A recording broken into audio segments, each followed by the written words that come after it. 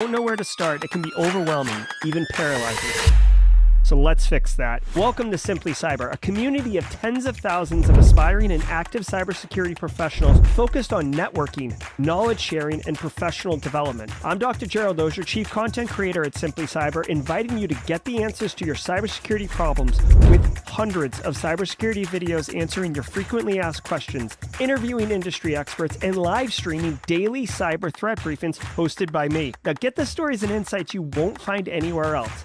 Hit subscribe now and dig into all the fresh content on the channel and in the community. Nothing should stop you from launching and leveling up your cybersecurity career today.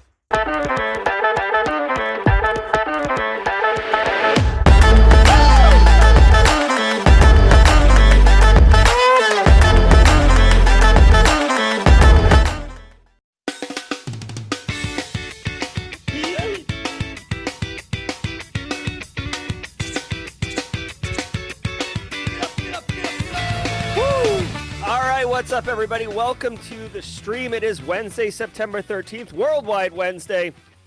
Welcome to episode number 450, nice even number, of Simply Cyber's Daily Cyber Threat Brief podcast. I'm your host, Dr. Gerald Auger, and over the next 45 minutes, me, you, Marcus Kyler, Jonathan Carpenter, Kenneth Ruff, Space Tacos with the squad membership gifts, Tom Bishop over in the boot, Charles Dunn, King Victory, Jada Hermit, so many squad members. Mono Julian's up in here. Folks over on LinkedIn, folks over on YouTube, first-timers and long-timers. We're all going to be shredding the top cybersecurity news of the day, and I'll be giving my expert opinion and analysis on each of those stories on what it means to you as a practitioner. So what can you do with it today to operationalize it and reduce cyber risk for your business or your clients? And if you're looking to break into the industry, I've got special news for you.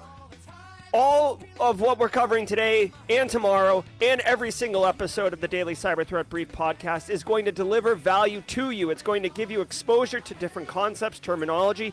You're absolutely going to be asked in any job interview for cybersecurity, how do you stay current? This is the answer that I think is phenomenal. And the networking is top notch. Am I right? Eddie, Kyle Murphy, Darius Cater, the networking, chef's kiss. So get in here, first timers, and let us know what's cracking. But before we get into all of that, I do want to say that each episode of the Daily Cyber Threat Briefing is worth half a CPE. What would be a good one for that? Yes, half a CPE, which is a continuing professional education credit. So if you hold a cybersecurity certification, you know what that means. If you don't, then don't sweat the CPEs. But either way, do me a favor. If you're live here, if you're one of the 130 people who got here on time, ready to rock and roll, hashtag Team Live in chat. Let us know that you're here, Team Live. Now, if you are watching on replay, hello from the past. How's things in the future? Hopefully it's pretty sweet up there. Do me a favor, Team Replay. Team Replay's people too. Hashtag Team Replay in the comments. Make sure, take a screenshot of Team Live, Team Replay, whatever, and save it off, showing that you were here at this time so you have auditable, forensically sound evidence that you were here and you get the CPEs. Now, if it is your first episode only, people, don't be shy. This isn't weird. Don't make it weird. Just hashtag first timer in chat. We love welcoming our first timers. So many folks finding the stream for the first time. We've been here 450 episodes in a row, but believe me, we are got open arms and like Oprah. Where's my Oprah emotes? There's my Oprah emotes. We got open arms like Oprah. Everyone get in here. There's plenty of room. We'll always go grab another folding chair and throw it down for someone else to come and sit down. Let us know, hashtag first timer in chat if it's your first time. Now, if it is your first time, you picked a hell of a day to do it because it is Wednesday, Worldwide Wednesday, and we have a banger of a, what do we call this, guys? Activity prior to getting into the show. But before we go around the world, I do want to say shout out and holla to the stream's sponsors, the ones who allow me to bring this show to you every single morning and help fund the coffee addiction that I have. Got to get that French roast. You picking up what I'm putting down? Anyone doesn't get down with the French roast? Catch me outside. How about that? Catch me outside with some French roast. How about that? I literally will find any excuse to play that sounder, even if it doesn't make sense. Love that sounder.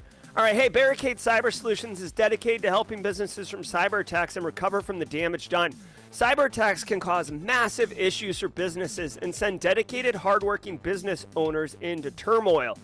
But Barricade Cyber Solutions knows how to mitigate the damage done by cyber incidents. Check them out. They've got so much real-life practical experience interfacing with criminals, helping victims get back, recover to a good system state, and continue to make money, right? Because at the end of the day, let's be real. Like, yes, there's nonprofits and stuff, but for the most part, you know, capitalism, business, for profit, people are trying to make money. When they get ransomware, they're not doing it, and it concerns the crap out of them because they might lose their business. All the families that depend on the business generating revenue to pay payroll, they could be impacted. So this could crush communities. So do me a favor. If you run a business or an InfoSec program and you don't have a good ransomware prevention and recovery strategy, check out barricadecyber.com. Links in the description below. Good to see you, Jenny Housley. It's not a Worldwide Wednesday without Jenny Housley in chat. Also, Kimberly and BSEC. Love the mods. Hope everyone's well. Guys, let me tell you about Panoptcy security really quickly, and then we'll get into Worldwide Wednesday. Yeah, if you're a threat actor, Barricade says, cashing outside. Catch me outside. How about that? Thank you, CatGPT. I love it. All right, so check it out. Panoptcy Cyber is a partner who you can pair with to help build your cybersecurity program. So in the world of cyber, I'm not going to get too deep into the weeds here, but in the world of cyber, you can't just be reactive and like run around putting out fires left and right, or you can have a strategic approach. You can approach things methodically. You could say, hey, Q1, we're doing this. 2024, we're doing that. I need budget coming up in 25 for this. We need to hire people. Let's start getting the HR wagon rolling. It's a lot better, and it's how mature organizations operate InfoSec. So if you don't know how to do that and you want to help your business, contact Panoptcy. They are a partner that can take you from zero to hero at whatever hero definition is for you and your program. It's awesome. They do all sorts of great work, including quantified risk assessments. All right, now, excuse me. I did run a poll yesterday. Most people prefer 2 ads and then 1 at the mid-roll, so we'll do it that way. So Antisyphon at the mid-roll. But guys, I got news for you. Ooh, it feels good. We're going to do some Worldwide Wednesday, but before we do that, let me do the little read, because Worldwide Wednesday is a sponsored segment. Worldwide Wednesday is presented by IT Pro TV. Now IT Pro from ACI Learning, the international online training solution that professionals in audit, cyber, and IT turn to for binge-worthy content. Use my promo code SimplyCyber30 and get an extra 30% off. Simply Cyber and ACI Learning, friends affiliated, 30% off with my code just right off the top, your first month of your first year. So don't sleep on that. Thank you, ACI Learning, for sponsoring the segment. Now, guys, if you are new here and you don't know what we're doing, let me explain to you. We're going to start the clock. We're going to go about 2 minutes. I am going to scream at you. Don't start doing it yet.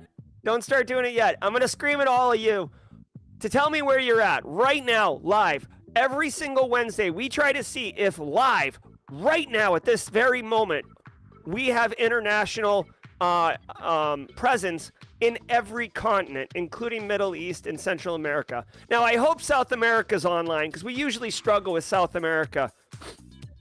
But get ready. Here we go. This is Worldwide Wednesday, one of my favorite segments. I also get to spaz out, and you guys seem to enjoy that while I'm like trying to figure out where countries are. All right, so here we go. Let me set this to 2 minutes. All right, y'all. Where are you at? Let's do it. Chicago's in the house. Japan's in the house. What's up, Japan? I see you. Rising sun. I love it. SoCal. What's up, Belgium? Good beers. Where's Belgium? Germany. Check. Belgium. Utica, New York's in the house. What's up, Hot Atlanta? Bangalore's in the house. I see you, India. Sicily. Thank you, Big Boot, for bringing us online. What's up, Brooklyn, Long Island? Turks and Caicos, too small to find on the map right now. Hungary in the house. Yes, yes, yes. Where's Hungary? Hungary, hippos. Hungary. Boom, Hungary. Alabama's in the house. Pennsylvania, what's up, Big Apple? Hey, Havana, Cuba, I see you. That's awesome. I didn't know Cuba had presence. This is good. Australia's in the house. Oi, oi, oi. Ireland bringing on the big island there. What's up, Dublin? South Africa bringing the continent of Africa online. What's up? Oman, I see you. Oman, take a note on Oman. It's going to take me a minute to find Oman. I think it's in the Middle East. There it is. Got you on the right. Colombia, thank you, whoever Colombia brought in. Who's Colombia? I missed it. Whoever brought Colombia in. Thank you. Texas, Maryland, D.C., Malaysia's in the house, y'all. Malaysia. Boom, baby. Afghanistan, what's up? UK's in the house, bringing on the whole island. Brooklyn, Toronto, bringing on the great state of, the great country of Canada. I love it. IT Pro getting some love. Trinidad, Tobago. Trinidad. I don't know. Like, Trinidad's hard for me to find, too. All right, that's one. Big Easy. I love it. Louisiana. Good to see you. Connecticut. Thailand in here. Yes. I love it. Kansas. I see you. North Dakota. What's up, Philly? Brotherly love in the house. Blue Crabs. Michigan. Michigan football doing silly good. Rhode Island, what's up? Representing the smallest state. All right, Texarkana. Hey, Matt McDaniel. All right, guys. Woo! Gosh, that was a lot of fun. All right, let's do some cleanup here really quickly. I genuinely appreciate the I appreciate the mods helping me here. Asia's online. I see Malaysia, Dublin, Afghanistan. We got all these. Trinidad, Tobago. I will admit, I'm a little ignorant with Trinidad. I feel like Trinidad, Tobago is somewhere in the Caribbean, but with the Caribbean islands in this map, it's so hard to find. All right, so, hey, what's up, Maggie on security first timer? All right, so check it out. Let's just do a quick inventory. North America, South America, Central America, Europe, Asia, South Africa, and Australia. We have Middle East. We have Central America. Guys.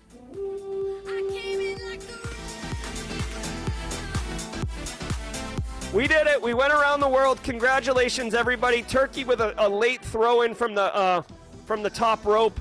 Guys, congratulations. We absolutely crushed it. Congratulations. The reason we do Worldwide Wednesday is because it's wicked fun, but also just to demonstrate our community is inclusive, is supportive, is amazing, and we are international. So we're bringing perspectives from every part of the world into chat. Maggie on security, you picked a hell of a day for your first day here. Let's rock and roll. Guys, do me a favor. Do me a favor. Sit back, relax, and let's let the cool sounds of the hot news wash over us in an awesome way. But I will see you at the mid-roll. From the CISO series, it's cybersecurity headlines. It's Wednesday, September 13th, 2023.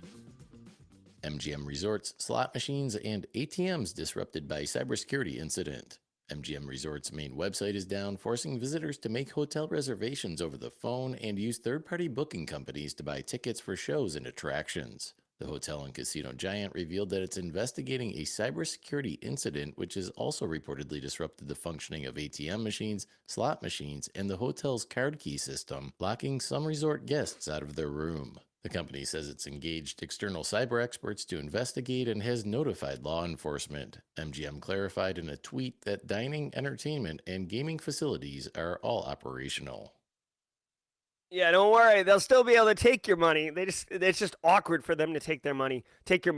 All right, so this is a massive, massive story. Okay, we covered it yesterday in like bonus time or whatever, or during the read for Barricade Cyber. I made a comment about this. Guys, you cannot underpin how massive this story is. So a couple things here.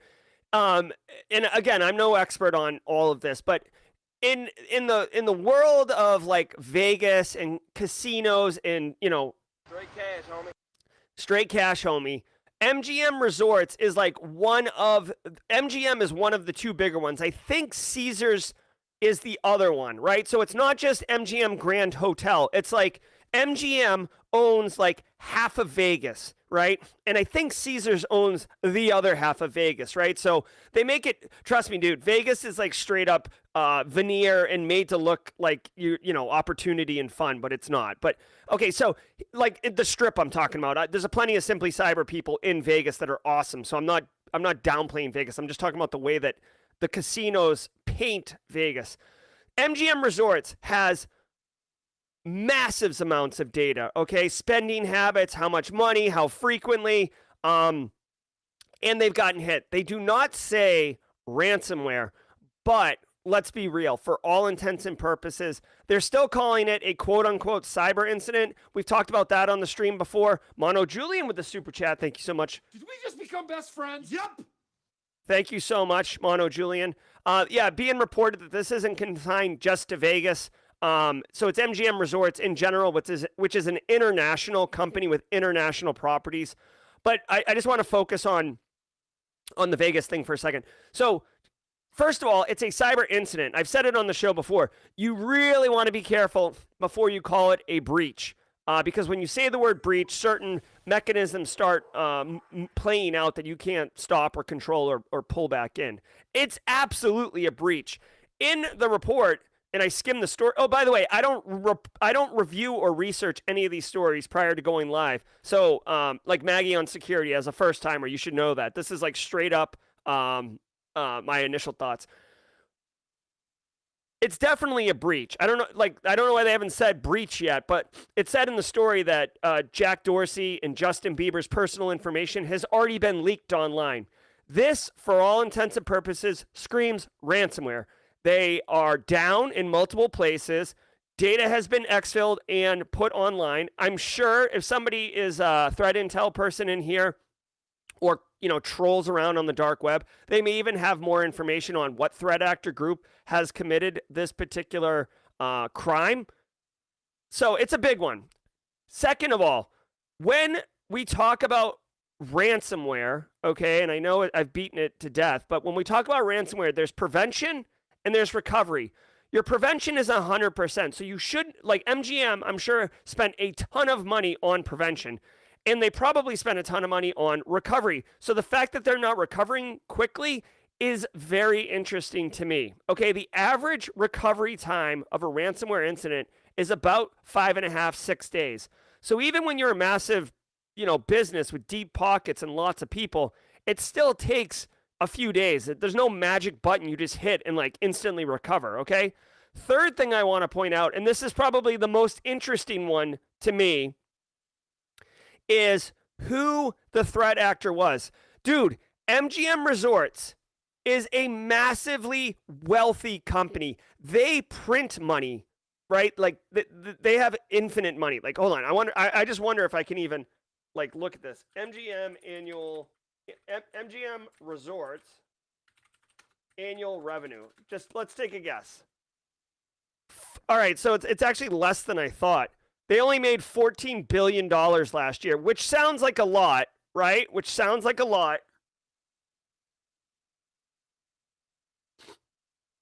$14 billion. But Microsoft, for example, made $40 billion on Office 365 and LinkedIn last year, okay? And that's just part of Microsoft's portfolio. They made more money on Azure and more money on Xbox. So I'm actually a little surprised MGM Resorts is so low relatively, but okay. Great cash, homie. But anyways, at $14 billion, they're definitely interested in keeping all that money. So whoever the threat actor is that got in really was sophisticated. When I initially saw this story, I was thinking Lazarus Group, like immediately Lazarus Group. However, Lazarus doesn't typically go in ransomware. Like, as far as I know, Lazarus has never done ransomware. So that doesn't really map to them. If I had to guess, this is definitely a top tier actor. Alfie, Black Cat, maybe Lockbit. But this is a sophisticated threat actor. And they're going to get paid. I'm certain MGM is willing to pay in order to get this. And whoever it is, it may never come out how much the ransom was. But It's something. The only way it would come out what the ransom is threat actors typically want to publish it publicly in order to intimidate and pressure victims into paying. So keep your eyes on this. And the very, very, very final thing I'll say on this one, which is really interesting, is typically when you are doing, typically whenever you are working with the business, right? So like pre-incident, pre-ransomware, right? So like, like I'm sitting down with the board, or really not the board, the executives, or BSEC sitting down with the executives, whatever. You typically say, it's very difficult to calculate this, but like how much pain can you tolerate? Like how many days down can we be before it's a problem, right? And in manufacturing, it's kind of easy because like if the manufacturing stops, you could say we don't produce widgets for 5 days. We make about, whatever, like $100,000 a day. That's $500,000. We can't be down for 5 days. All right, so then I need to spend less than $500,000 to improve our recovery time window to lower than 5 days. You understand what I'm saying? Because like if you can't be down for 5 days and it's $100,000 a day, no one's going to spend $1 million on technology to recover faster than 5 days, right? You wouldn't spend a dime to save a nickel. That would be stupid. So there are numbers in here and constraints that are put in place.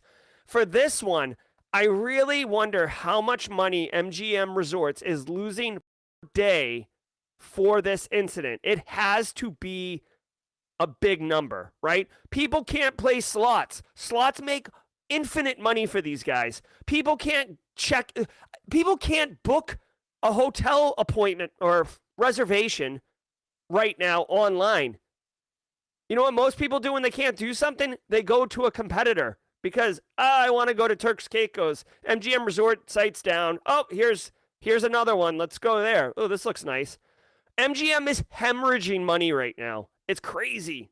It's crazy. Keep an eye on this one. This is a big story, more because of who the victim is and how sophisticated the attack must have been. And I will leave myself a little crack of a window here. It is possible. It is possible that some engineer left some stupid misconfiguration or credentials out, and it was like a super privileged account, and someone went right through, like cut straight through, like a wormhole, and went from the outside directly to the crown jewel. But if I had to guess, that's a lower percentage chance. Highly likely, sophisticated threat actor in there for a while, and then executed logic bomb style. Hackers access sensitive data of thousands of Airbus vendors.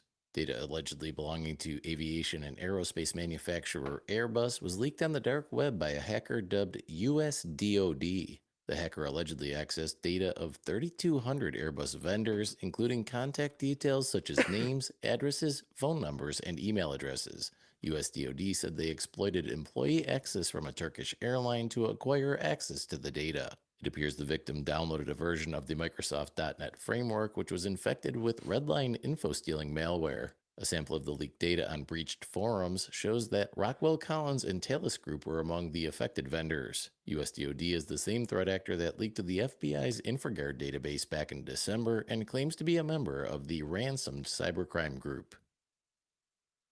All right, so threat actors doing threat actor stuff. There's a data breach. Threat actors drop it on dark web forums to either sell it, demonstrate their capabilities so they can get more work and get social proof and trust from other criminals. Because you got to remember, on the dark web, it's not like they meet up at Criminal Con and like high five each other and get matching tattoos.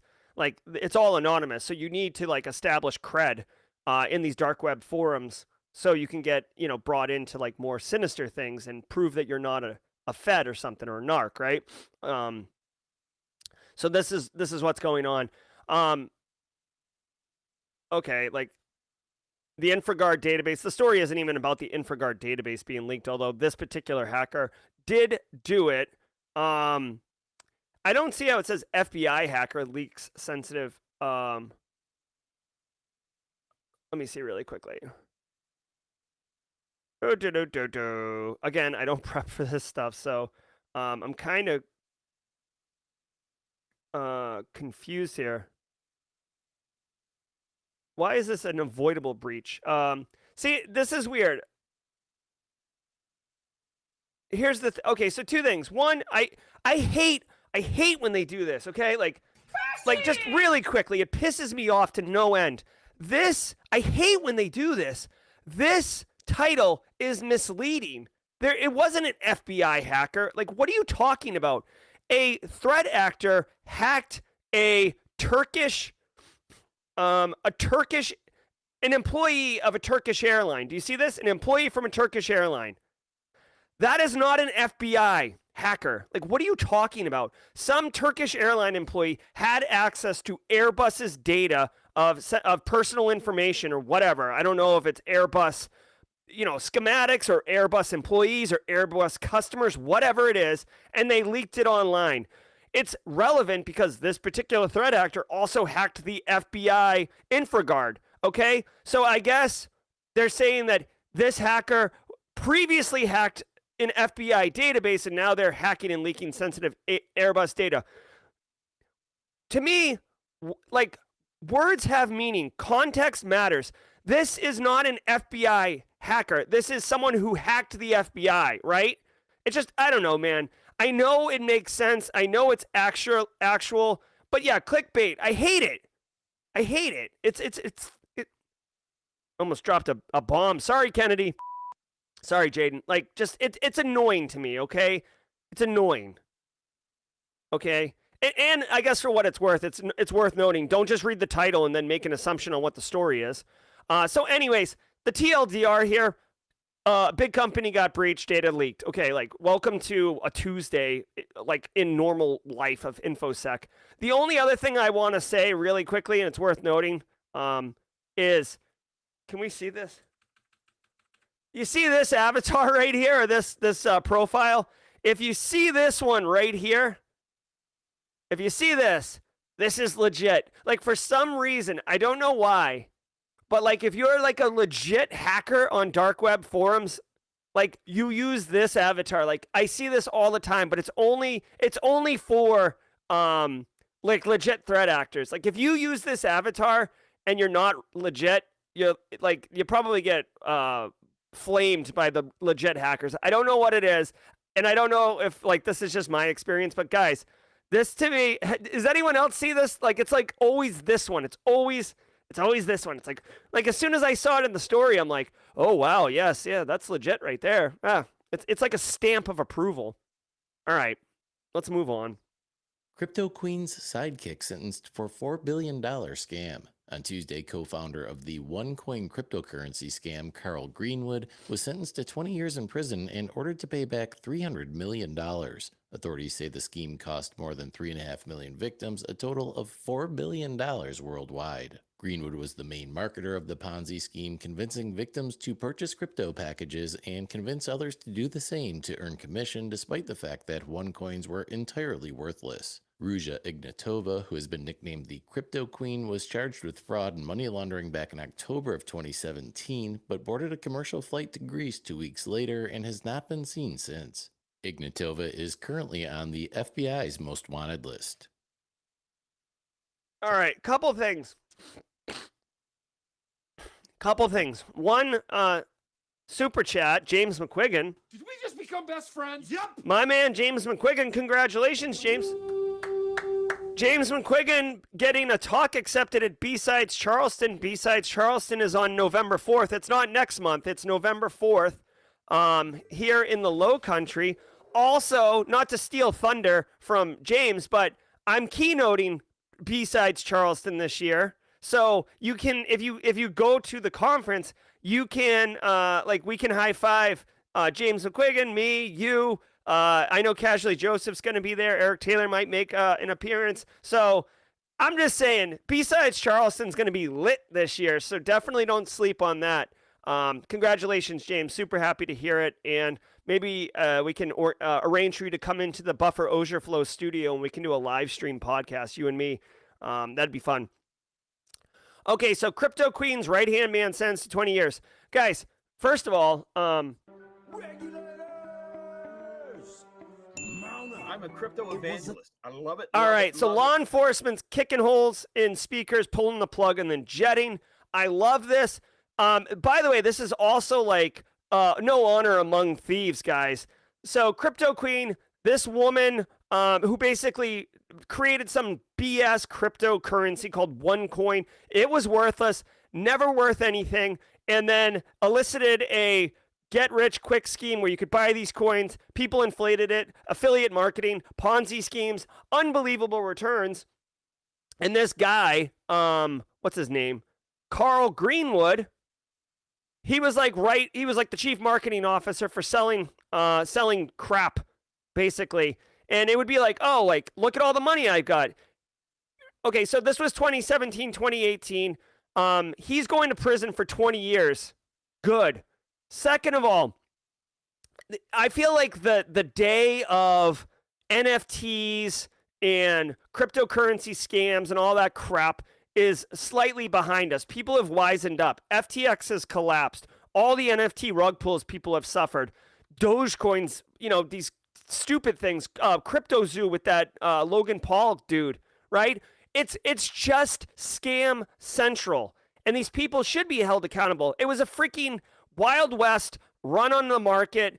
It really, unfortunately, it paired with COVID, and people were like losing their jobs and trying to find a solution, and people were selling them snake oil. Okay, so good. This woman got on a plane and went to Greece, and no one's seen from her ever since.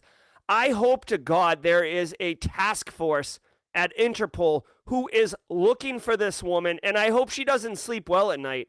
I hope she is in a constant state of fear of one day, opening her door and there's just like a task force there waiting to arrest her. So enjoy that. Now, granted, she's probably got a ton of money and has a private island and all this other stuff. But at the end of the day, she's, you still got to work with some people, right? Like, you either got to go to the grocery store yourself or someone else has got to go. I'm sure she's not like farming, right?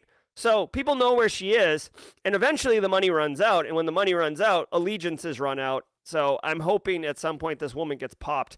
Good. It's just another one of these like cryptocurrency things. One thing I will share, because I absolutely love his content, and he hasn't been doing as much information. He hasn't been doing as much lately as he was during the peak of the crypto and all that stuff. But CoffeeZilla, I'm gonna drop a link in chat. If you guys haven't seen this guy, he is fantastic. His content is well produced and thorough, and he takes it upon himself basically to be like a champion of the people who get defrauded from crypto and online scams and stuff. He has a whole section on CryptoZoo, FTX, Celsius. That guy's going to jail. Tai Lopez, all these whatever, like gurus. I love it. If you don't know CoffeeZilla, and anything I've said in the last 2 minutes is interesting, absolutely check it out. It is phenomenal. And its new chatbot may have a censorship problem. A few weeks back, Chinese search engine giant Baidu introduced its new chatbot named Ernie, which racked up over 33 million user inquiries within the first 24 hours of operation. It seems, however, that Ernie's performance may be significantly hamstrung by Chinese censorship. For example, when asked if Xi Jinping or his predecessor Hu Jintao are sick, the chatbot will respond, "Let's talk about something else." And when asked if it's a sign of weakness that the Chinese government has stopped publishing youth unemployment data, Ernie answers, "I'm sorry, I don't know how to answer that question yet." It's possible the technology has simply not been ironed out enough to answer such questions. However, George Washington University professor Jeffrey Ding said recent Chinese generative AI regulations impose restrictions on services that have public opinion properties or the capacity to influence societal views. No, hey, Marcus Kyler, Tai Lopez, I don't believe has been arrested. I'm just saying CoffeeZilla did a video series or a video on Tai Lopez and those type of things, and if there's value in it and people getting scammed. Okay, so a couple months ago, maybe, China announced that 2 different businesses had been awarded the opportunity to develop AI kind of like ChatGPT. Shall we play a game? ChatGPT-ish or whatever. And I said at the time, okay, again, I'm not like some soothsayer up here. Like it was pretty obvious, but like I said at the time, these two companies were selected because they agreed to like bend the knee to the Chinese government and allow them to see probably all the source code and also stipulate certain requirements that would have to be baked into the software. Not just the behavior of the AI, but also I bet you data exfil and span porting all of the queries and all of the results. I do think the name Ernie is kind of odd, honestly, but here's the deal. To nobody's surprise, if you ask a question that is even remotely misaligned with the People's Republic of China's, overall vision or statement, the chatbot doesn't answer you, okay? It's supposed to be generative AI. It's either, well, first of all, it's probably built on a biased data set. It's not built on some type of objective data set. That's a speculation, hot take. Second of all, there's definitely, I bet you if you ask it anything about the president, it'll say, like, let's talk about something else, or it'll spin some type of, like, positive message. I bet you if you ask chatbot or Ernie, like, is Taiwan a country? It probably it probably tries to educate you on the reality of Taiwan, that it's a state of China, right? For example, right? So there's definitely subjective bias built into this thing. When they say that it, some of the bugs haven't been worked out, that is a true statement. I assure you, all software has bugs, and all software. Oh, that's great. All the icons on my desktop just flashed. They're still flashing. Oh, this isn't good. Like I'm actively being attacked right now. The hell. All right. All right. Well, I guess maybe I said too much. We'll have to sort that out afterwards. So this is no surprise to anyone. It's just the execution of that. The one thing that they didn't mention that I don't think would ever be covered is like, I would imagine that either you log in or they definitely have your IMEI or EMEI. Like they know who's asking the questions, right? So if one person's asking lots of questions about something that is kind of like not a good thing, like about the Uyghur population, right? Maybe, or about Tiananmen Square, maybe, or about Taiwan, maybe. Maybe that person gets flagged for follow-up by the government. Maybe they want to pay a visit to that person to ask them, if they would like some extra assistance in learning about what they need to learn about. Okay, so by the way, this isn't new. Okay, so when Google went into China and allowed Google search, China was like, you can't be in here returning results unless we approve certain things, right? And Google was like, we don't really like that. So Google pulled out. Then Google realized there's a lot of money to be made in China. This is what, guys, if you're old enough to know this, Google's original model was do no evil, right? Do no evil was their original model, or, vision statement or whatever. And they got rid of that. And it was like a big hubbub about why? And then it's because they went back into China and they had to accept the terms that were pushed down upon them about certain censoring of certain Google results. Okay. So that's what's up there. This shouldn't surprise anyone, but AI, guys, you shouldn't treat AI as some like all-knowing, all-seeing, demigod. It's based on a data set that some human or group of humans have selected, right? You can choose subjective or biased content. You can omit certain perspectives. And now, a word from our sponsor. All right, we're running a little late today. Sorry. Here's how to measure if your security questionnaire answering software is effective. We benchmarked the RFP and compliance tools on the market, and most are only generating accurate responses to questionnaires 20 to 50% of the time. Ready for 80 to 90% auto-generated accurate answers so you can fly through your review? Then you should try Conveyor's AI security questionnaire automation tool. Don't believe us? Try a free proof of concept at www.conveyor.com. That's CONVEYOR.com. Really quickly, I saw Mono Julian's jaw jacking come in. Did we just become best friends? Yep. Thank you, Mono. Yeah, definitely interested in the jaw jacking. All right, guys, it's the mid roll. So, was it Maggie on security, Kelly on security? I'm sorry, first timer. But this is what we do at the mid roll. All right. Hey, take it easy, Cyber Munchkin. Have a good one. Kyle Murphy. All right. Thanks for the insight, Kyle Murphy, on the avatar. All right, guys, really quickly on the mid-roll, I do like to take a minute and thank the stream sponsors, Barricade Cyber, Panoptcy, and Antisyphon. I mentioned it earlier, but I didn't have a chance to go into it. Antisyphon Training is here to disrupt the traditional training industry by providing high-quality, cutting-edge education to everyone, regardless of financial position. Don't let financial situation, socioeconomic status, wherever you are, slow you down from getting quality cyber education, and Antisyphon Training is enabling that for you. If you use the link in the description below, just go down, look at the description, click on it, and then bookmark it and come back later, right?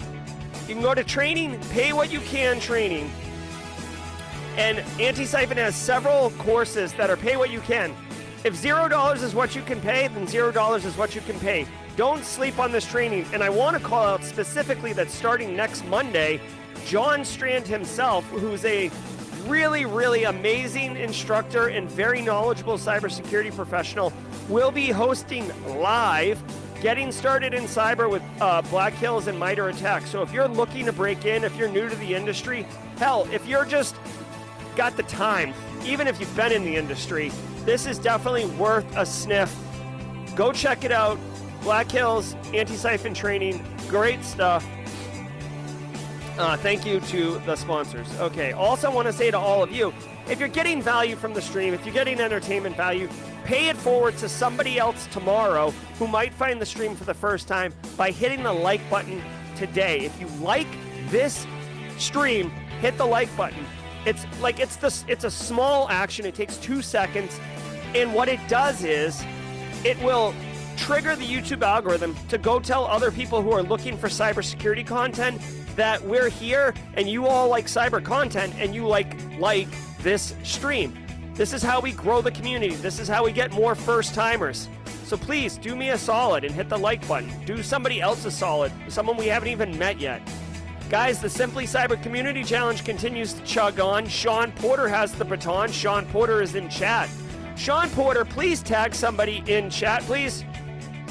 Oh yeah, hey, McDalia's Social Saturday was on fire, McDalia. Hey, listen, Sean Porter, tag somebody in chat. Guys, if you would like to supercharge your LinkedIn feed and grow your professional network in a unbelievably force multiplier way, this is the Simply Cyber Community Challenge. Go on to, literally do the following things. Go on to LinkedIn, search for this hashtag, connect with the people who are posting both the original post and the comments.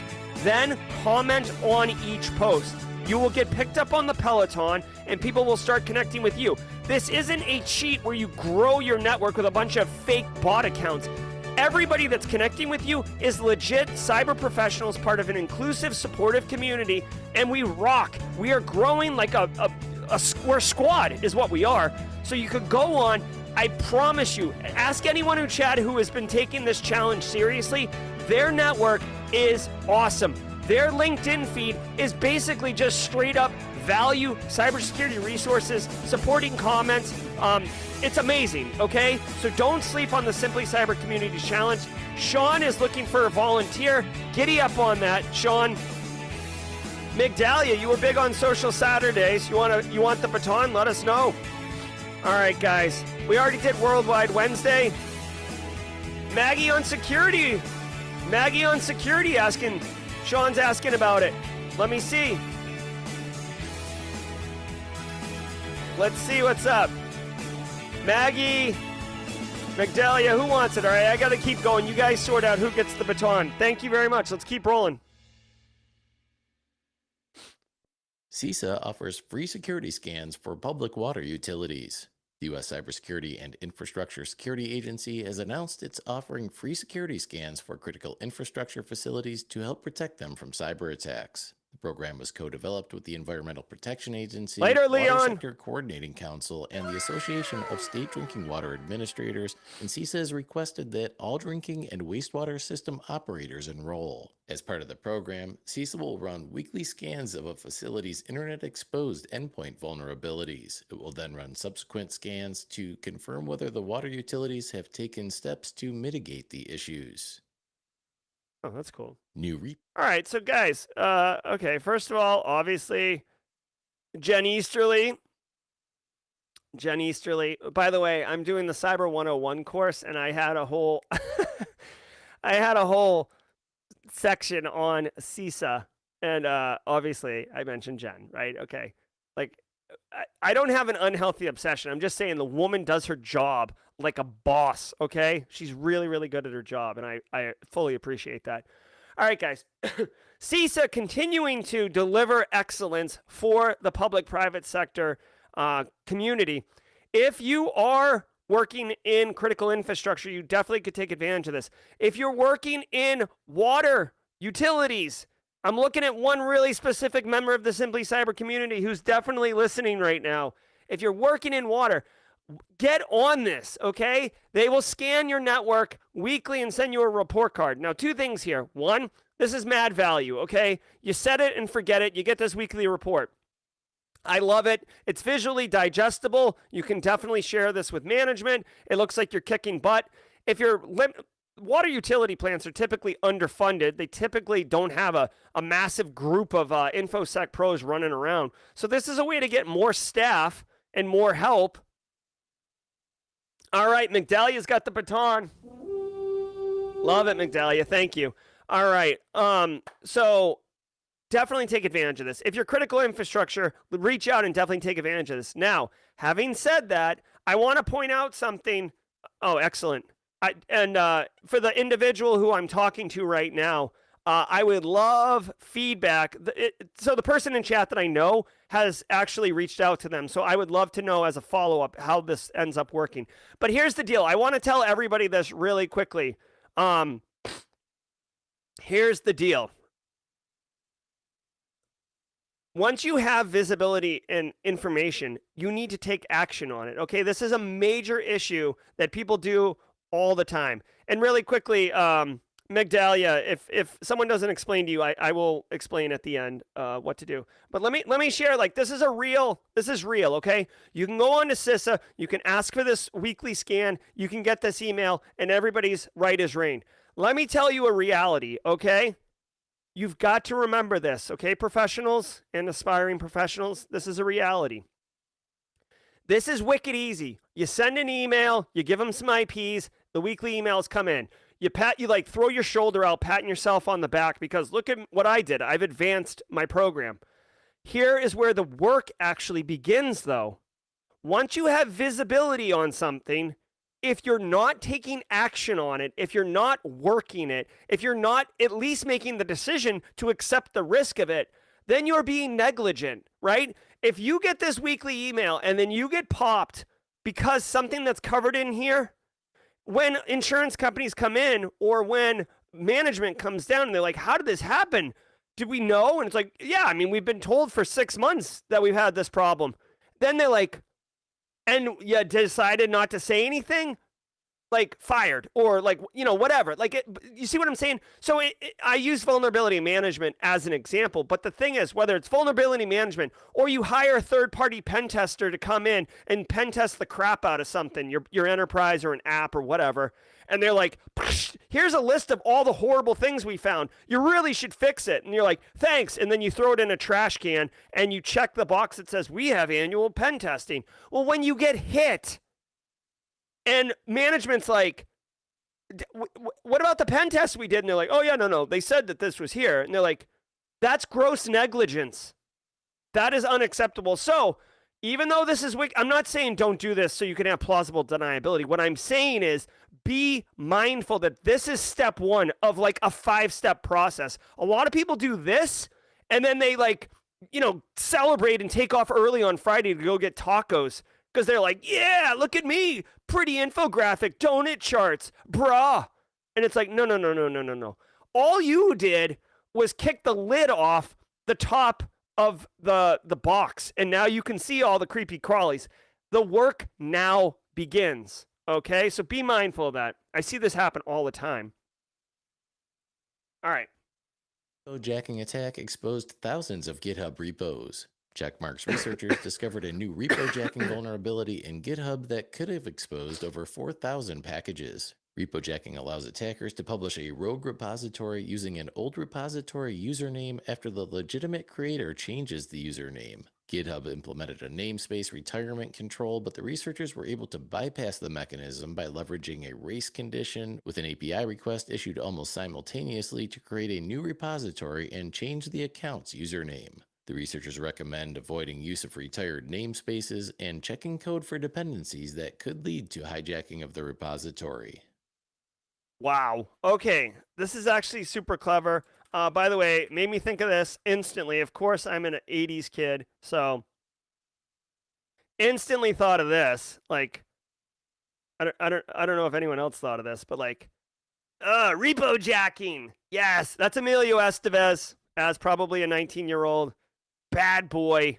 80s thing. Anyways, dystopian future. This was like the same era as like Escape from New York, another great movie, Kurt Russell. Anyways, when I saw the word repo jacking, I'm like, oh yeah, it's totally that. Okay, so check it out. Every once in a while, probably more often than I would like, threat actors do something where I simply tip my hat and say, well done. Well done, sir or ma'am. Like, you're so clever. So here's the deal. I am a GitHub user. I write code all the time, right? Let's say, oh, check it out. Sysmon GitHub. Hold on one second.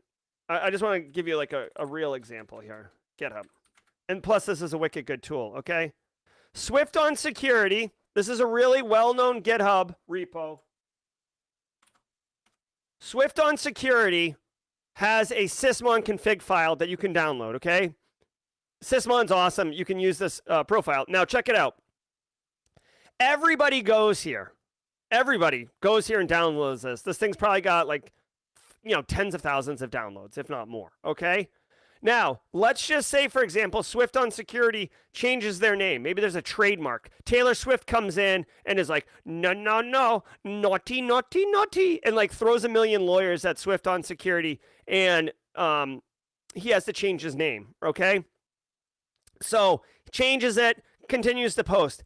Apparently, there is, a convenience on GitHub where if you change his name to, not Swift on security or whatever, like Bruno Mars on security, whatever, it would automatically redirect users like me and you who go to Swift on security, would automatically redirect us to the new GitHub page, which sounds aces. The problem is threat actors have discovered that they can go and register Swift on security because the username is now not being used and it's available, and GitHub doesn't know that it should redirect it because it says, oh, I'm going to go to Swift on security. It exists. It's right here. So threat actors can now create a Sysmon profile in this case that's completely malware, and you get all of the trust and all of the authority and all of the public, testimonial proof that Swift on security is legit. And then essentially people are unknowingly downloading malware. This is an incredibly clever technique. There's not much you can do as an end user. Like when you change your name, this is completely on Microsoft and completely on GitHub to fix this, okay? I'm glad they caught it. It's really, really interesting. Have a good one, Dan Reardon. Be good, my friend. And anyone else taking off, good luck. Have a great day. This is really, really interesting, though. I don't love it, but I love this attack. Very clever. This is a good one to whip out in a job interview as like oh, did you know? Or interesting, clever, especially if it is a software company. And now it's time for You Should Probably Patch That, Patch Tuesday edition. On Tuesday, Microsoft released its September 2023 Patch Tuesday security fixes, which address a total of 59 flaws, including 2 actively exploited zero-day vulnerabilities. The first of the 0 days is a local privilege escalation vuln affecting Microsoft's streaming service proxy. The second vuln affects Microsoft Word and can be used to steal NTLM hashes when opening a document, including in the preview pane. Meanwhile, Adobe has released security updates to patch a zero-day vulnerability in Acrobat and Reader, affecting both Windows and Mac OS that has been exploited in attacks. The vuln allows attackers to execute code after successfully exploiting an out-of-bounds write weakness. And finally, Google released an emergency Chrome 1.16 security update on Monday to patch a critical heap buffer overflow zero-day vulnerability that affects the WebP component. WebP is an image format that provides improved compression and quality and is supported by all modern browsers, including Chrome, Firefox, Safari, Edge, and Opera. The only thing I know about WebP files is when I try to right-click save an image off the internet and it saves it as a WebP, not a JPEG or a PNG, and I'm like, what is this? All right, so guys, Patch Tuesday. This happens monthly. Everybody who works in IT, either has PTSD from a Patch Tuesday, or if you work in vulnerability management, you basically you dread Patch Tuesday because you're like, oh my God, I almost dug out. But guess what? This is why vulnerability management is a job and why people get paid to do it. So they do cover in the story a couple 0 days. There were 24 remote code execution bugs in Microsoft. It didn't say operating systems or whatever, but only 5 are rated critical, which means the level of exploiting them must be some level of challenge, or when you do exploit them, you don't get as much value from the exploit, right? You don't get like a local account or a root account or something like that. So basically patch your stuff, right? Like it's basic. This is rinse and repeat. This is routine.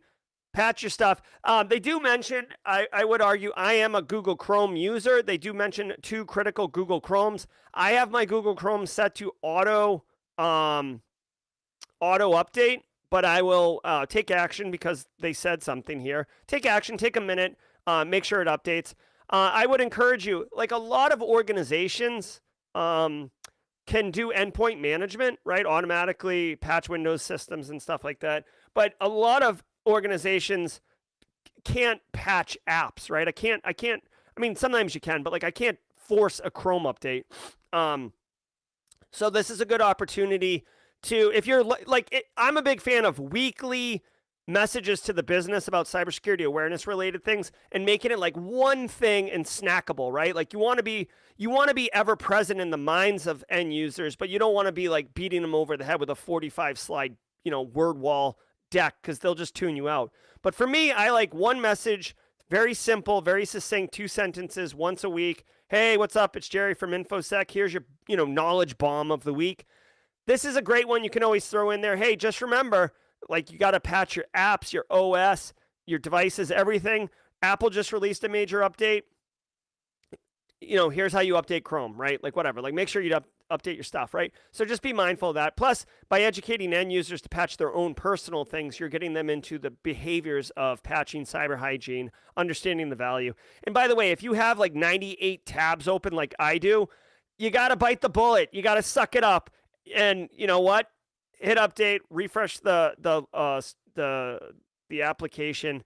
You might get a pop-up that says, "Oh, do you want to restore your tabs? Go for it." But it is what it is. I like put so much RAM in this machine. I tell people it's so I can run Simply Cyber and all the apps and stuff I have to run to do live streams and stuff. But in reality, it's so I can have more tabs open in Chrome. Chrome is such a pig with memory. But you know what? I don't care. More tabs, more. I run so many tabs that like literally all you see is the favicon. All right, guys, that's gonna do it, I think, for the news today. Oh no, wait, there's one more. New cybersecurity tabletop board game pits hackers versus defenders. A new first-of-its-kind board game called Guardians of the Grid invites players to take their roles as cyber criminals or cyber defenders to help organizations ensure they're prepared in the event of a cyber attack. The game leverages real-life incidents and trusted frameworks like MITRE ATT&CK, CIS Top 10, and NIST 800 series.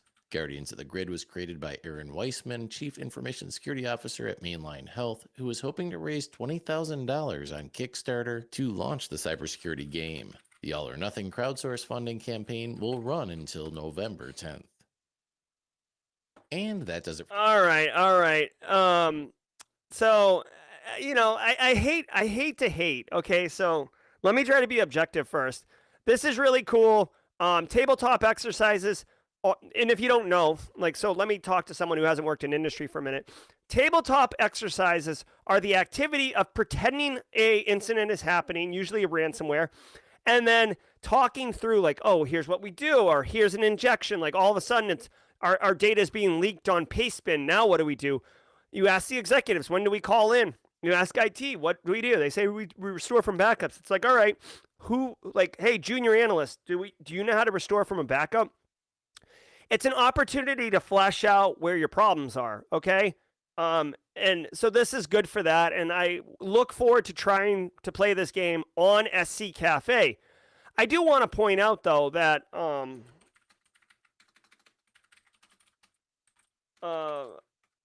Black Hills Information Security has been rolling on a very similar initiative for years called Backdoors and Breaches, which is a card game, which is a tabletop exercise. There's an online video game version. There's a hard game version. I have a deck in my desk here somewhere, but anyways, you should not sleep on tabletop exercises. They are incredibly valuable, okay? So definitely interesting. Check this out. Just as a quick update on the MGM story talking about tabletop exercises. It's being reported right now that MGM Resorts is back up. So the story that we started with, they have recovered. I guarantee you money that matters to me, that they have done tabletop exercises. They have invested heavily in recovery, and I guarantee you that they executed the crap out of that recovery plan as soon as they detected some issues. Now, it's being reported that they are still having some stuff down, but by and large, their business operations are back up and running. And that's what money, focus, effort, and taking InfoSec seriously at the executive level can do for you, all right?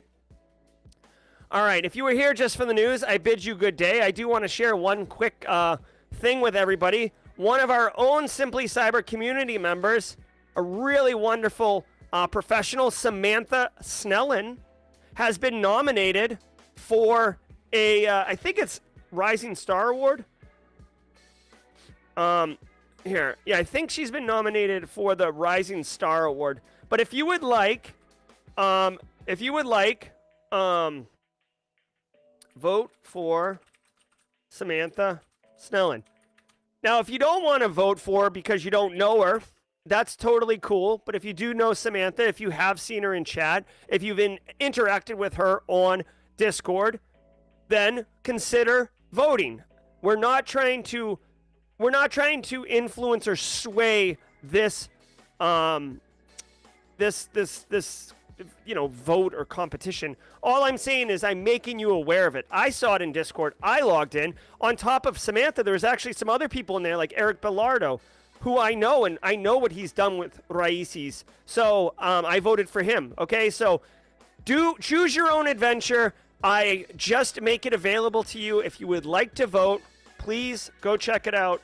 And congratulations to Samantha on being nominated as a finalist. That itself is no nothing to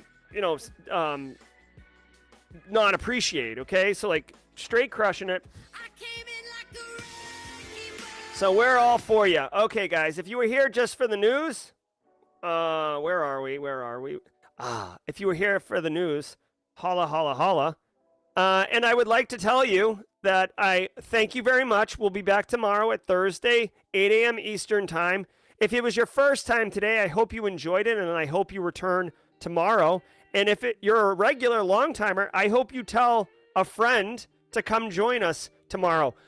We're at 308. We've been kind of hitting an upper bound of about 350 kind of consistently, which is fantastic. But I would love to burst through that and continue to grow. All right, guys. As always, if you're new here and you don't know about what we're about to pull off, then you're in for a real treat. I have a little thing called jaw jacking that we like to do, and we're about to giddy up on it. So if you were here just for the news, peace out. We'll see you tomorrow. And if you want to stay and jaw jack, let me introduce you to that.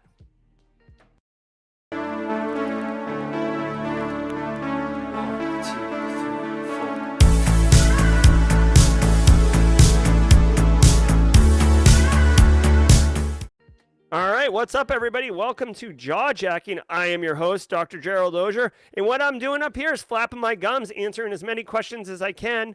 Why is chat? Oh my God, guys! Listen, when you update Streamlabs OBS, it takes a crap on. Sorry, Kennedy. It takes a poop on all of your previously configured profiles and thing. Like, oh my God! Like, look at this. Look at this. This is ridiculous. What is this? I can't even with you right now. What? Hold on one second. I gotta fix chat. This is so stupid. Like, look at this. What are we doing here? Hold on. I'm gonna have to nuke this whole thing and let me do this really quickly. Frickin'. So mad. Yes, I want to delete YouTube chat. Yes, I do. Can you imagine that? Streamlabs? Because you're unacceptable, Streamlabs. Hold on one second. Let me fix this. You get to see how the sausage is made, everybody. Christ almighty. Ain't nobody got time for, like, doing overlay production live on stream. What are we doing here? Hold on. All right. And then I like to kind of... There we are. Yeah. All right. You know what I got to say when Streamlabs doesn't update and blows out all my profiles? Catch me outside. How about that? Yeah, that's right. Exactly. All right. We're back. We're back, everybody.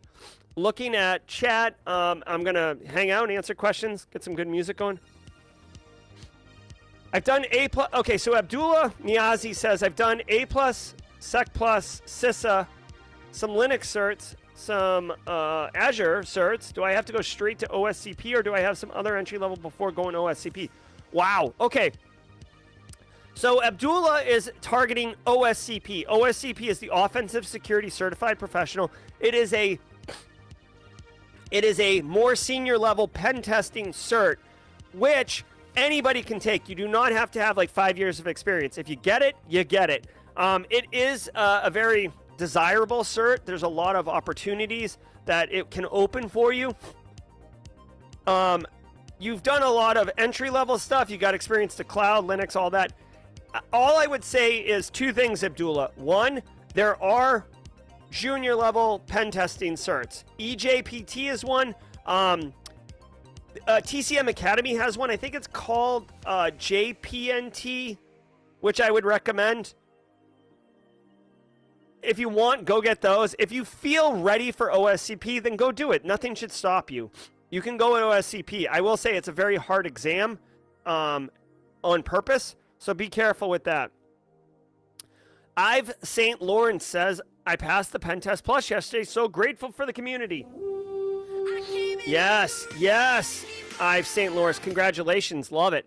Any tips for someone who's job hunting in the space and has not had any luck yet? Yeah, Pamela Joshua. Let's do this. Pamela. Doink, and then book. So, Pamela, let me... I say it all the time on stream, but I'll do it right here. Of course, this overlay is screwed up too. Nice job. Nice job, Streamlabs. Way to stay classy. Freaking, this is so annoying. Like all right, so check it out. All right, Pamela, I dropped a link, or the Discord bot dropped a link to this book. This is literally 10 steps in a row to optimize your chances of breaking into the industry. It's a free download. Get on it. Networking, the final thing I'll say, Pamela, is it's not about applying to 1,000 jobs. Like, network within the community. Use ChatGPT. Here's another thing I can share with you. And then I'll move on to the next question. I have an entire series on YouTube. Oh, I got a video for that. Love saying that. I've got an entire series on ChatGPT on how to, like, basically weaponize it. Where is it?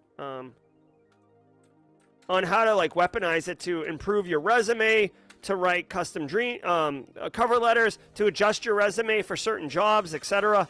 Get on that, Pamela. Hopefully that helps you. Okay. Question from Carrie. Jerry, do you know if there are any opportunities for getting work with Linux?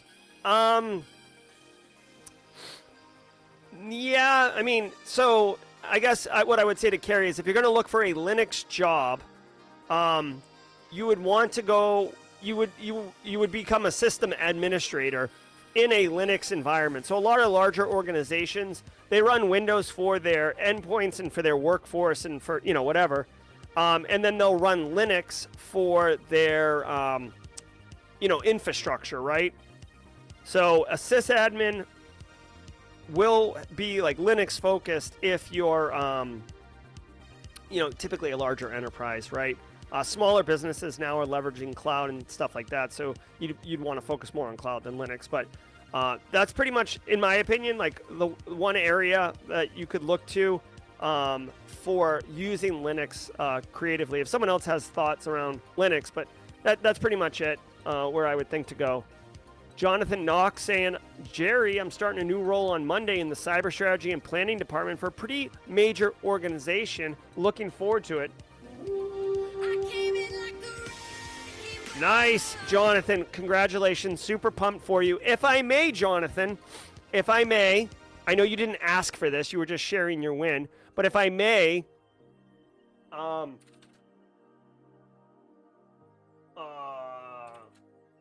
you probably already know about this, but don't sleep on NIST 800 SPs. All right. So this is for Jonathan. And this is like a cheat code for Jonathan. And Jonathan, if you already know this, then, you know, like, let's just share it for everybody else. This is NIST 800 or NIST Special Publications 800 series. All of these documents are freaking, there's hundreds of them. All of these documents are awesome, and they're super detailed and super specific, right?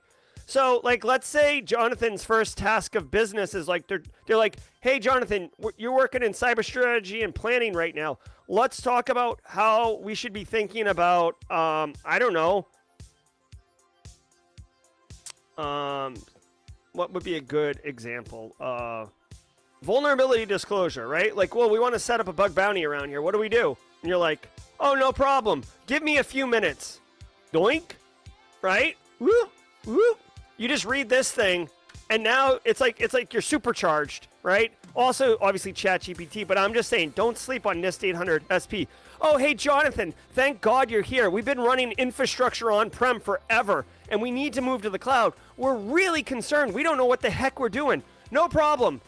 Give me 5 minutes. I'm a zero trust architecture person now. Okay? Like, obviously, I'm being wicked hyperbolic. I'm being, you know, extreme for effective purposes. But my point is, don't sleep on NIST 800. Okay? There's a reason there's an I Heart NIST emote in the emote tray for all the squad members. Because it's freaking awesome. All right. All right. I got a hard stop at 9:30. I have a boatload of work. You guys, I have been working my tail off on Cybersecurity 101. Working my tail off. Okay? I put 5 hours in Saturday morning, 5 hours in Sunday morning. I get up at like 7. I work until noon. Yesterday, I put 8 hours into it. And I'm only like a third of the way through it. Like, it is so much freaking work. I guess I'm sorry. I'm like venting because it's like so much work, and I have an A load more of it. Do you have any recommendations for cyber books? This is from Sean Porter. Do you have any recommendations for cyber books for entertainment? Can be nonfiction or fiction. I'm a fan of dystopian futures. Huh. Actually, I will tell you, it's not a cyber book, okay? But I mean, I can give you nonfiction cyber books that are really fun. I'll give you two. I'll give you a cyber one and a non-cyber one. So, from a cyber one, what would I say? Nicole Pelross. Okay, so Nicole Pelross, this is how they tell me the world ends. And I've said this before on stream. This book is awesome, okay? I got this, it'll say here in a second. Yeah, I bought this last October, right? You can see I'm not lying. This book is wicked awesome, okay? Love this book. If you get a chance, definitely worth checking out, okay? Now, the second book I'd recommend is, it's on my library. I would go get it, but I feel like a jerk leaving the stream. It is, damn it. Damn it. It's right in the other room.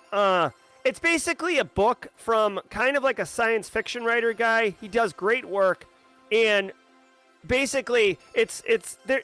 Here's the deal. It's modern day. Oh, shit. Hold on 1 second. I hit the wrong button.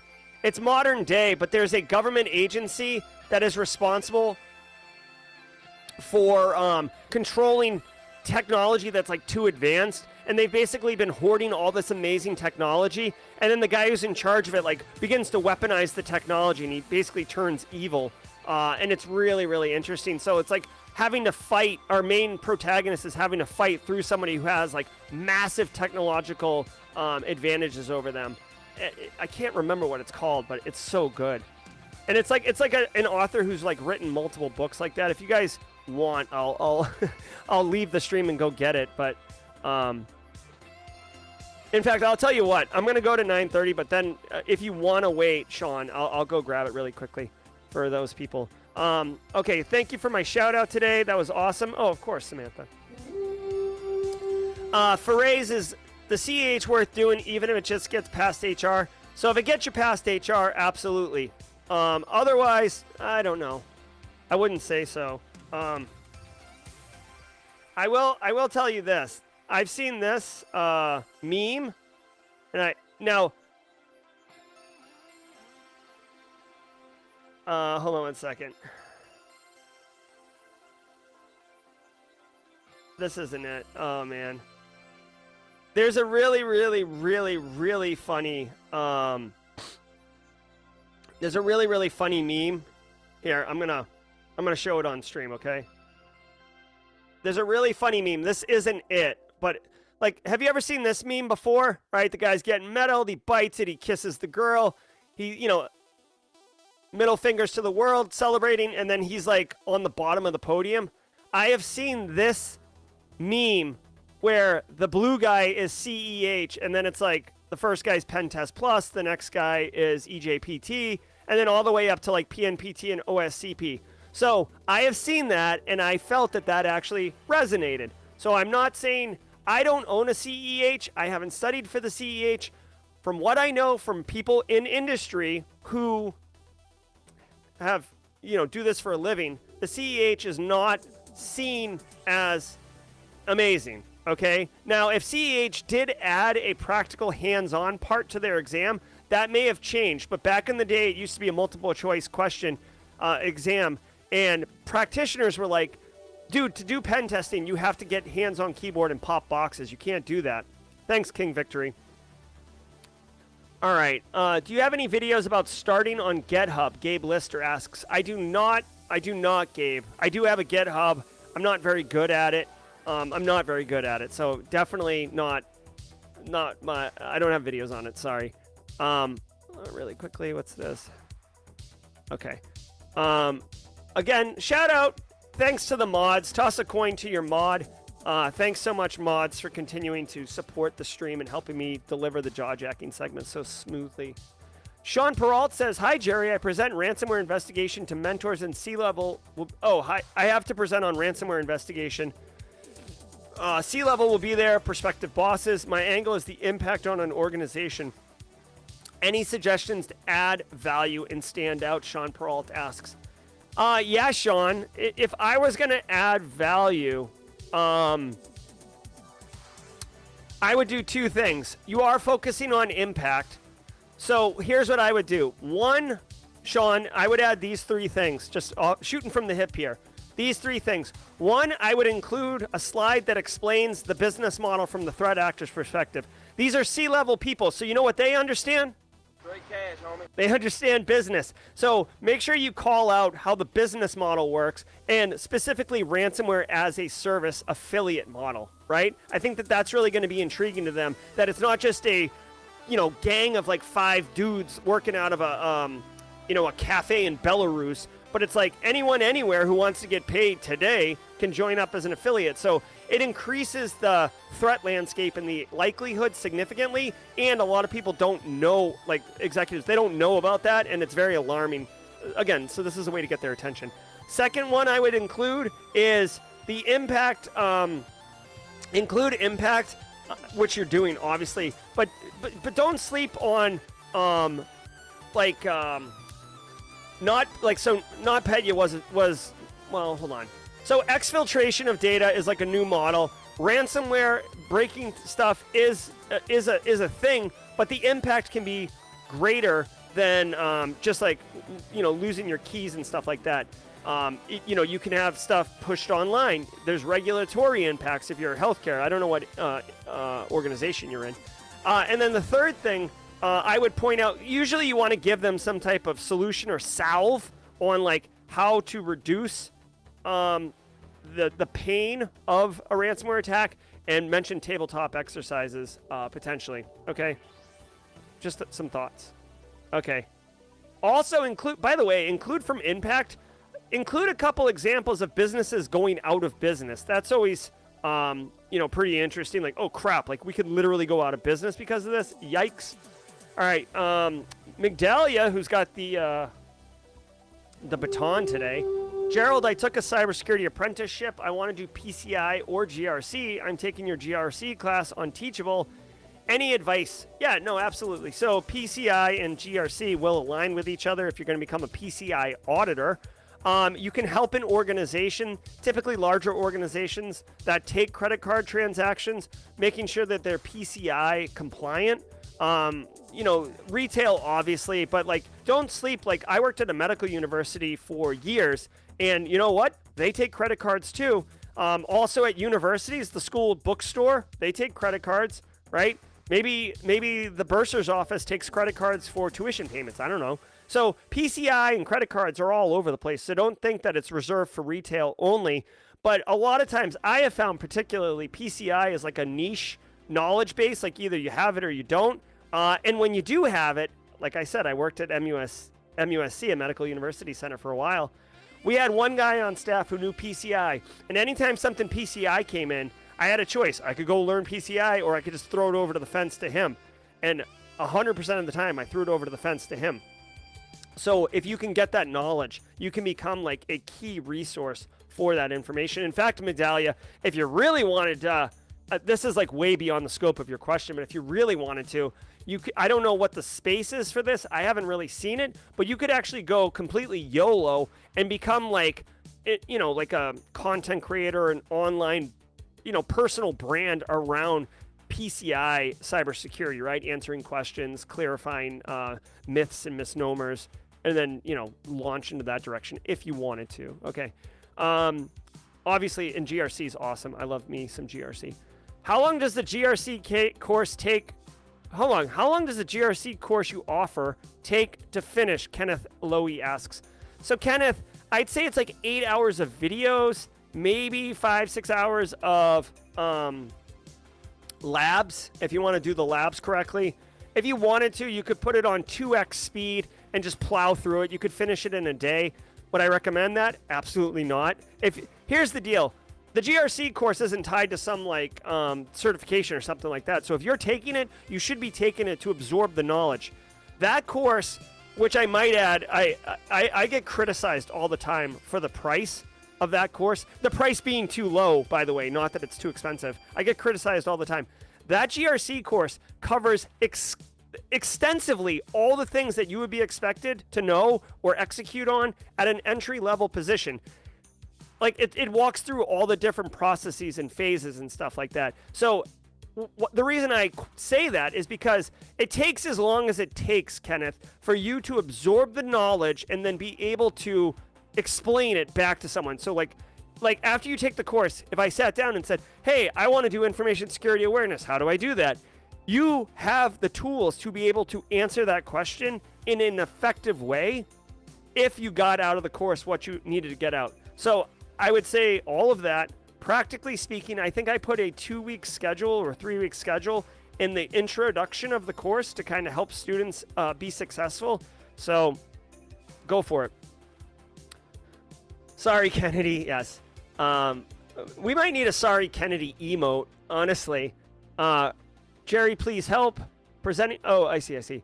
Any videos on digital forensics? So interesting. I do not.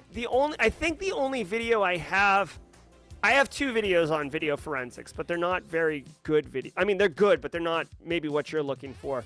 So I have a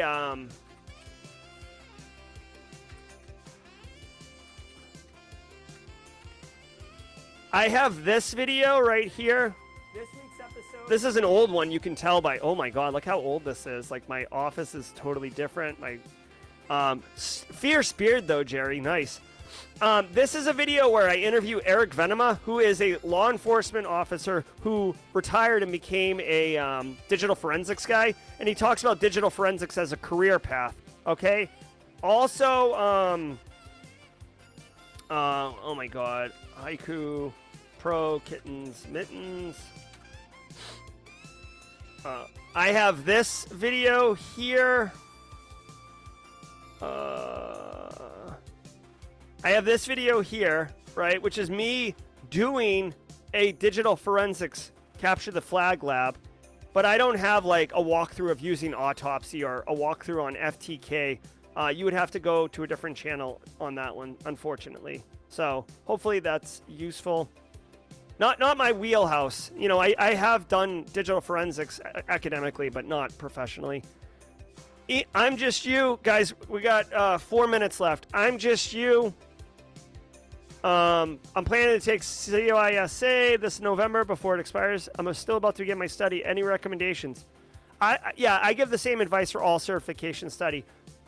Take a practice exam before you start doing anything and look at how you score. Baseline yourself.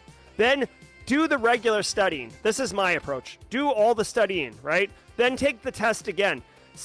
See where you've improved. Now, wherever you're doing the worst, go back and study just that part. Retake the test. See where you are until you achieve like maybe 20% above a passing score, right? That way you give yourself a little buffer and you prioritize your time on what you're focusing on. What up? Long-time listener, first-time caller, Scotty P, my man. I love it, Scotty P. Thank you. First time, long time. Hey, don't sleep on that. We are going to be doing a radio call-in show as soon as I get through the Cyber 101 course and stuff. Mark H. asks, what would you recommend as a minimum to be included in a home lab for junior entry level trying to upskill on their own? Well, you can virtualize a lot of home labs. I would say I really like so Mark H, I really like this. I haven't thought through an exhaustive what's a home lab look like, but check this out. Mark H, I have this. I'm going to drop a link in chat, Mark. Mark H. This is a home SOC analyst lab. Okay, it's a whole walkthrough. It shows you how to do everything. But here's the deal. In this home lab, you will have a victim machine. You will have an attacker machine. You will do post-exploitation activities. You will have Lima Charlie, which is kind of like an EDR solution, catching telemetry. In this one home lab, you basically build a micro security operations center, and you're able to see all the things. Now, if you really wanted to get crazy, you could have multiple victims. You could start introducing additional tech. But this lab right here is bare bones, but it has enough meat to be able to give you meaningful opportunities to learn and upskill. I'd also want to point out, guys, I have a special place in my heart for GRC. I feel like I'm the only person who's like really trying to like make GRC cool again, like from a content creator perspective. I know Jax is doing some great GRC stuff, and a couple other people, but like, anyways, I always try to push GRC into the main viewing lens here. But from a GRC perspective, this home lab, you could document, like policies and make sure that you could audit the lab and the victim machine to see where there's gaps. You could do a risk assessment. The victim machine on this lab gets totally nerfed from a security perspective. So there's a lot of findings, a lot of critical findings, right? You could do all those things, all right? So I would recommend that, Mark. All right, we got 1 minute, okay? Oh, Mono Julian with the super chat. Sorry, Mono, if I forgot that one. Want to get sponsors for a government clearance position? I decided to focus on CYSA Plus over Sec Plus to incorporate Splunk and Azure, also to leverage my chances to get a GRC. All right, Mono. Yeah, definitely a solid move. A lot of big organizations use Splunk. A lot of organizations are using Azure, so a lot of opportunity there. CYSA Plus, I believe, is more focused on kind of SecOps, Blue Team Defender work. These are all great behaviors, great things. I will say, with vulnerability management, you may want to get some experience, or at least get exposed to and then document using a vulnerability scanner. That would be, you know, like if you're applying for a vulnerability management position, you could say like, oh, I've used a scanner. And once you've used one scanner, you use them all because they're all very, very similar. All right, guys, that's going to do it for the stream today. Sean Porter, are you still here? Oh, shoot. Oh, my God. Hey, so I got two things for everybody. Sean Porter, let me go grab the book. And, guys, I totally forgot something. So if you stayed for the jaw jacking, you are in for an absolute treat. This is a complete surprise to everybody. I just remembered it. By the way, this is why you should, like, this is so funny. Like, I'm so sorry for everybody who already dropped off for whatever reason. But a member of the Simply Cyber community, Peter A., got a, he already owns Starfield. This is the brand new game from Bethesda, okay? 1 second. Let me do this really quickly. This is a brand new game from Bethesda. Brand new, years in the making, lots of talk. There's a ton of content out on YouTube about this. Peter A., squad member, great person. He already owns Starfield, and he just bought a new computer that came with a free Starfield Steam key. He doesn't have it. He doesn't need it. And he said, hey, Jerry, would you like to raffle it off to anyone in the Simply Cyber community? And I said, you bet I would. So, and I completely forgot about it. So this is a special jaw-jacking raffle. So if you're here, you know what's up. And if you're not here, you're going to be like, oh, man, Jerry, you killed me. All right, so check it out. I'm going to do a keyword and then Starfield. All right, so here's the deal. Enter the word Starfield in chat. Enter the word Starfield in chat to enter the raffle. If you would like to win a free license Steam key for Starfield, compliments of Peter A., and you hung out for jaw jacking, well, guess what? You're going to get to enter. So congratulations to everybody. Here's what I will tell you. I will go get that book for Sean Porter while you guys queue up. So give me a second, and it's a perfect opportunity to enter the raffle. So stay tuned. I'll be back in 30 seconds.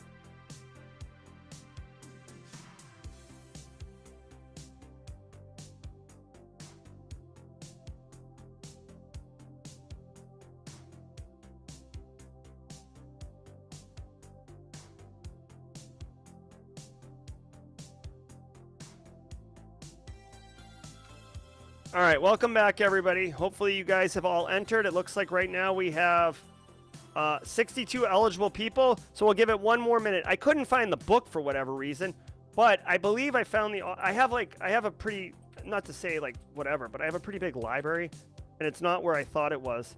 I believe it's Daniel Suarez, author. I think it's his book.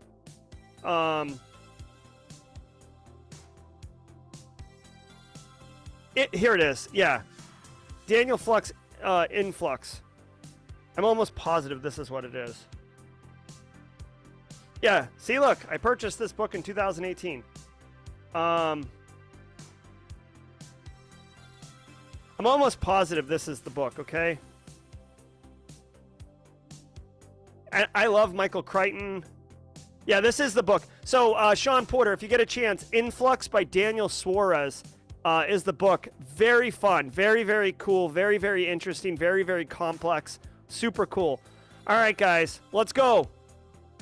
66 people ready for Starfield. We're about to draw. Good luck to everybody. You're going to watch it live on stream because I'm not, I'm transparent here. Here we go. Glory Ahuruni. Sorry, Glory, I'm not 100% sure on how to pronounce that, but congratulations on your Starfield Steam key license. Glory, if you want to connect on, are you on Discord? All right, so Glory won. Congratulations, Glory. We do have to get a little sorted out here because I don't want somebody pretending to be Glory and not getting it. So, Glory, are you on Discord? Let us know really quickly, and we'll see what's up. No problem, Marcus Kyler. If you had won, we would have just drawn another one. Yes, Alex. Oh, thanks, Funky Monk, for my comments on my talk at B-Sides a couple years ago. Appreciate that. All right. Congrats. Let's see. I want to make sure that Glory gets what Glory needs here.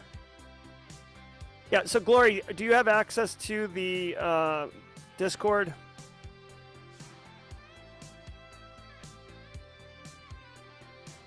All right. So, anyways, Glory, get with us. Okay, so Glory, is your name Glory on LinkedIn? Like, I just basically want to make sure that you get it. You know what I'm saying? So let's do this.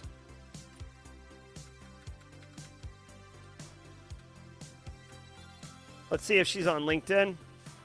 She or he, I'm not sure. I'm not sure what. Yeah, so I can't find you on LinkedIn either, Glory. Yeah. I can't drop the key in chat, right? So we'll know.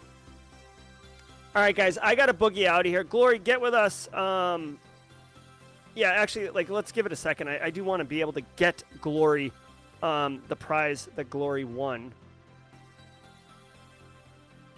While we're sorting that out, guys, just update on Cyber 101. Glory A on LinkedIn. Okay, hold on one second. Let's see if we can't find Glory A.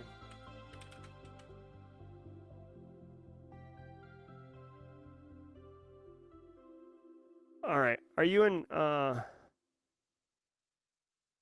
hold on. Is this you, Glory? Is this you?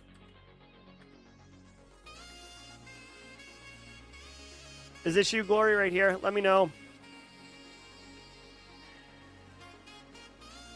I sent you a connection request also. All right. We'll get her. Again, I'm pretty sure. I think it's female, but, no picture, no. Exactly, Clown. I do not want. All right, so cool. So, Glory, accept my connection request, and I will DM you via LinkedIn your prize. Congratulations to you. Congratulations to everybody. Thank you for entering. I hope you enjoyed this impromptu. This is why you got to stay for jaw jacking, right? All right, guys. Be good, and I appreciate all of you. I got a boatload of work to get to, so I'm going to dig into that right now. But I hope you got a great experience, a great stream. I'm Jerry, your chat. Until next time, stay secure. I hope you enjoyed that content. Keep the cybersecurity train going by connecting with the other Simply Cyber community resources. We have the Discord server that's lively and always keeps the conversation going. You can connect with me directly on LinkedIn. And also every single weekday morning on the Simply Cyber channel, we're doing live daily cyber threat briefings, 8 a.m. Eastern time, as well as Thursday at 4:30 p.m. We're doing live stream interviews with industry experts, and we produce videos that we push out every Wednesday morning. I'm Jerry from Simply Cyber. I hope you enjoyed the content, and we'll see you in the next one.